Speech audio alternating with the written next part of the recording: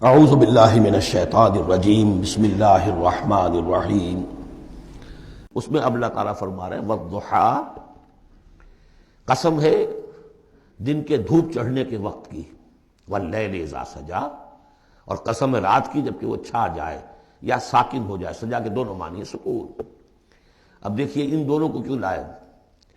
اس لیے کہ صبح ہے، حرکت ہے، برکت ہے، چلنا ہے، دوڑنا ہے، ہر شخص جا رہا ہے، ادھر جا رہا ہے ادھر جا رہا ہے۔ رات کو سکون ہو گیا، تاریکی چھا گئی اور شور ہنگامہ ختم ہو گیا۔ لیکن یہ رات اور دن دونوں ضروری ہیں انسان کے لیے، یہاں کا نظام چلانے کے لیے۔ اگر رات ہی رات ہوتی تب بھی یہ دنیا نہ چلتی، اور دن ہی دن ہوتا تب بھی نہ چلتا۔ تو رات بھی ضروری ہے۔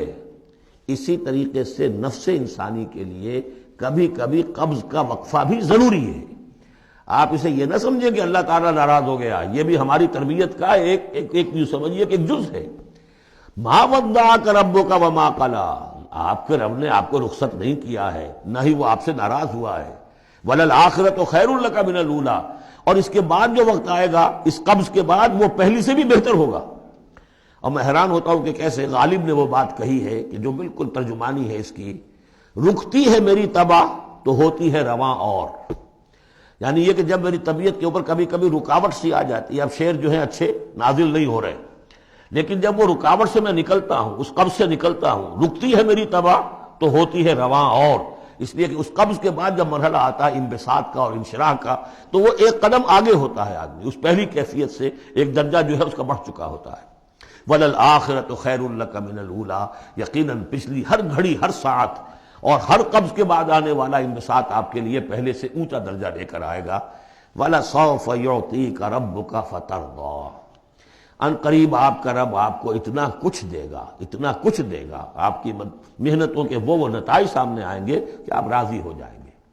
اب دیکھیے پچھلی صورت ختم ہوئی تھی وَلَسَوْفَ يَرْضَىٰ، یہاں ہے وَلَسَوْفَ يُعْطِيكَ رَبُّكَ فَتَرْضَىٰ، صرف ضمیر کا فرق ہے، کیونکہ صدیق پر وحی نہیں آتی، براہ راست خطاب نہیں کیا جا سکتا، وہاں وہ صیغہ جو ہے وہ غائب کا ہے، وَلَسَوْفَ يَرْضَىٰ۔ اور چونکہ نبی وہ ہے جس پر وحی آ رہی ہے، براہ راست مخاطب ہے، تو وَلَسَوْفَ يُعْطِيكَ رَبُّكَ فَتَرْضَىٰ، آپ کا رب اتنا کچھ دے گا کہ آپ راضی ہو جائیں گے۔ اب یہ کہ اسی قبض کی حالت میں پھر اللہ تعالیٰ اپنے احسان جتا رہا ہے، اور یہ بہترین ہے۔ کبھی طبیعت پر ڈپریشن ہو اس طرح کی اور قبض کی کیفیت ہو تو آدمی یاد کرے کس کس مرحلے پر اللہ نے میری دستگیری فرمائی، کن کن مراحل پر اللہ تعالیٰ نے مجھے مشکلات سے نکالا، اس سے وہ حوصلہ بڑھتا ہے۔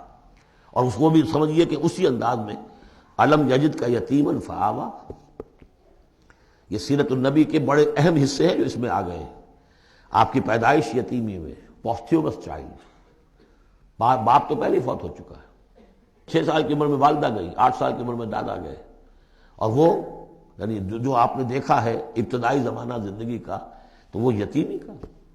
الم یجد کا یتیما فآویٰ، کیا اس نے اے محمد آپ کو نہ پایا کہ آپ یتیم تھے، پھر پناہ دی، آپ کے لیے بندوبست کیا، دادا کے دل میں جو شفقت ڈالی، پھر آپ کے تایا زبیر کے دل میں جو شفقت ڈالی۔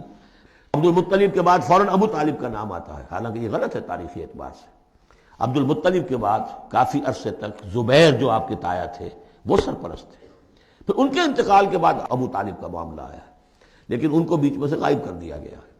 بہرحال اللہ تعالیٰ جو بھی کسی کے دل میں ڈالتا ہے، آخر ابو طالب کے دل میں محبت ڈالی تو کس نے ڈالی؟ وہ ہم پڑھ چکے ہیں سورہ طٰہٰ میں، وَأَلْقَيْتُ عَلَيْكَ مَحَبَّةً مِّنِّي، حضرت موسیٰ علیہ السلام کی موہنی صورت کے اوپر اللہ تعالیٰ فرماتے ہیں ہم نے اپنی محبت کا پرتو ڈال دیا کہ تمہیں دیکھنے کے بعد وہ قتل کرنے کے ارادے سے باز رہ گئے، ان کے ہاتھ چھل ہو گئے، ایسی موہنی صورت، اسے قتل کر لیں۔ وَأَلْقَيْتُ عَلَيْكَ مَحَبَّةً مِّنِّي وَلِتُصْنَعَ عَلَىٰ عَيْنِي، یہ ہوا ہے۔ تو فرمایا الم یجد کا یتیما فآویٰ ووجدک ضالا فہدیٰ، اور پھر جب آپ شعور کی پختگی کو پہنچے اور غور و فکر کا مرحلہ آیا، حقائق میں انسان کو سوچ بچار کا مرحلہ آیا، اور آپ کو دیکھا کہ آپ تلاش حقیقت میں سرگرداں ہیں، تو ہدایت دی۔ وہ آگے آ جائے گا، بہت قریب پہنچ گئے ہم، اقرأ بسم ربک الذی خلق، وہ مرحلہ جب آئے گا۔ وَوَجَدَكَ عَائِلًا فَأَغْنَىٰ، اور پایا آپ کو تنگ دست تو غنی کر دیا۔ کس طرح سے راستہ پیدا کیا ہے۔ خدیجہ الکبریٰ رضی اللہ تعالی عنہا نے جو بھی ان کے آپ کے محاسن دیکھے کتنی گرویدہ ہوئی ہیں۔ بڑے بڑے سردار قریش کے جو ہے ان سے نکاح کے خواہش مند تھے، انہوں نے خود جو ہے اپنی لونی کے ذریعے سے پیغام دیا ہے حضور کو۔ تو یہ ساری چیزیں جو ہے ان کی ساری دولت جو ہے وہ پوری کی پوری انہوں نے لا کر حضور کے قدموں میں ڈال دی ہے۔ وَوَجَدَكَ عَائِلًا فَأَغْنَىٰ فَأَمَّا الْيَتِيمَ فَلَا تَقْهَرْ۔ تو اے نبی تقاضے ان تینوں چیزوں کے کیا ہیں؟ ہم نے آپ کو یتیم پایا، پناہ دی، اب آپ بھی یتیم کی سرپرستی کیجئے، کسی یتیم کو اس کے اوپر کوئی جبر نہ ہو، سختی نہ ہو۔ وَأَمَّا السَّائِلَ فَلَا تَنْهَرْ۔ اور آپ جب کہ تلاش حقیقت میں سرگرداں تھے تو ہم نے آپ کو ہدایت دی، اسی طریقے سے اب آپ کو بھی کوئی شخص سائل بن کر آپ کے پاس آئے، سوال کرے، اسے جھڑکنا نہیں ہے۔ اسے جو بھی سائل دونوں طرح کے ہوتے، سوال کرنے والا کوئی علمی سوال اور سوال کرنے والا کوئی مالی مدد کے لیے۔ وَأَمَّا بِنِعْمَةِ رَبِّكَ فَحَدِّثْ۔ اور جو ہدایت تمہیں دی ہے ہم نے، اب اسے عام کرو، یہ نعمت ہے، آپ کے رب کا انعام ہے، یہ ہدایت جو آپ کو عطا ہوئی ہے اس کو بیان کرو۔ اس کے بیان کرنے میں یہ بھی ہے کہ اللہ کے انعامات کا چرچہ انسان کرے اس کا شکر ادا کرنے کے لیے، اور یہ بھی ہے کہ اس کو پھیلائے اور عام کرے، دوسروں تک پہنچائے، ورنہ وہ بخل ہو جائے گا کہ وہ دولت جو ہے ہدایت کی اس کو آدمی صرف اپنی ذات تک محدود رکھے اور اس کا جو خیر ہے وہ دوسروں تک نہ پہنچائے۔ صدق اللہ العظیم۔